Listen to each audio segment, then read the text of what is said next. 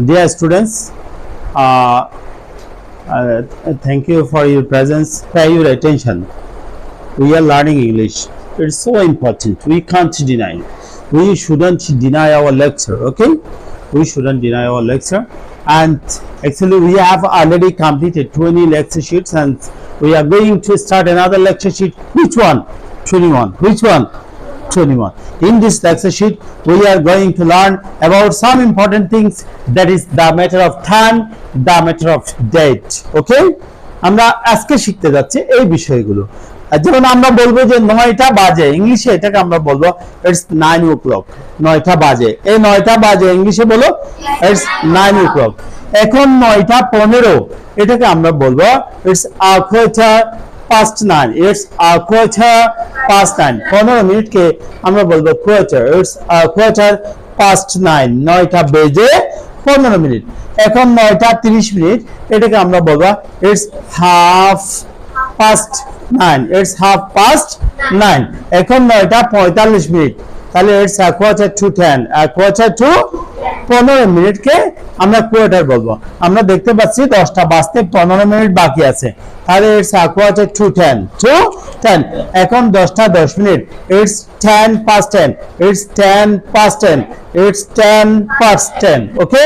এবার আমরা এই সময়টা নিয়ে কিছু কোয়েশ্চেন আমরা দেখি। come here, pay your attention।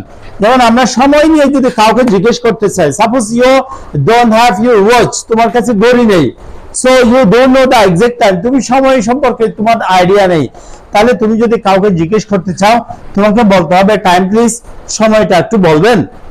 তোমাকে বলতে হবে হোয়াট ইজ দ্য টাইম, সময়টা কত যে, সময়টা কত যে, এরকম বলবে না। এবার can I know the time, আমি কি দয়া করে সময়টা একটু জানতে পারি? আমার কাছে তো ঘড়ি নেই, আপনার কাছে তো ঘড়ি আছে, আমি কি সময়টা একটু জানতে পারি? হাউ টাইম প্লেস নাও, এখন সময় কত, এখন সময় কত? What is the time by your watch, আপনার ঘড়িতে কয়টা বাজে? What is the time, what is the time, বলো what is the time by your watch, আপনার ঘড়িতে কয়টা বাজে?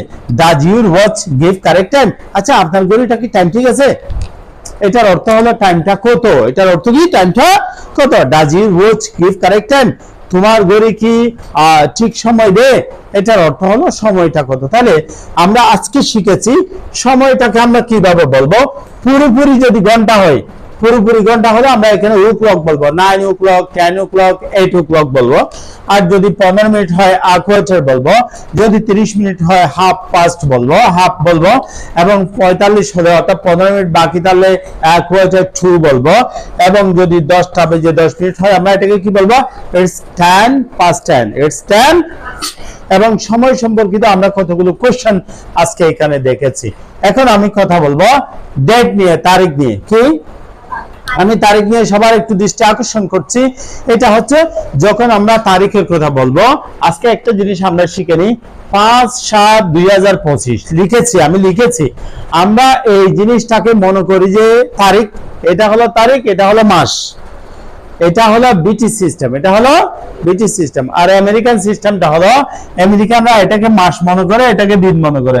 আমেরিকানরা মনে করবে যে মে মাসের 7 তারিখ, মে মাসের 7 তারিখ, আর ব্রিটিশরা মনে করে জুলাই মাসের 5 তারিখ। এই যে প্রবলেমটা থেকে আমরা বাঁচার জন্য আমরা কি করব? মাসের নামটা আমরা বানান করে লিখব। তাহলে পৃথিবীর যে কোনো প্রান্তেই আমার লেখাটা গেলে মানুষ automatically they will be able to understand what I have written, আমি কি লিখেছি তারা বুঝতে পারবে।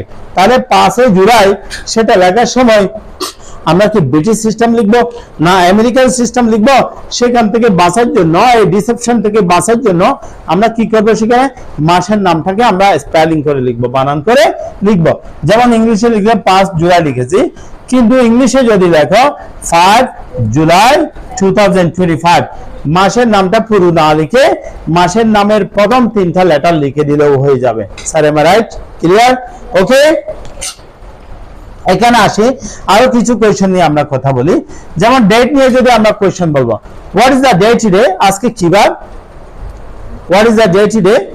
Today is Saturday. Saturday.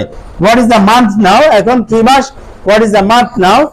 It is the month of October. It is the month of October. What is the year now? এখন কোন বছর চলে? It is 2025. What is the year now? It's 2000.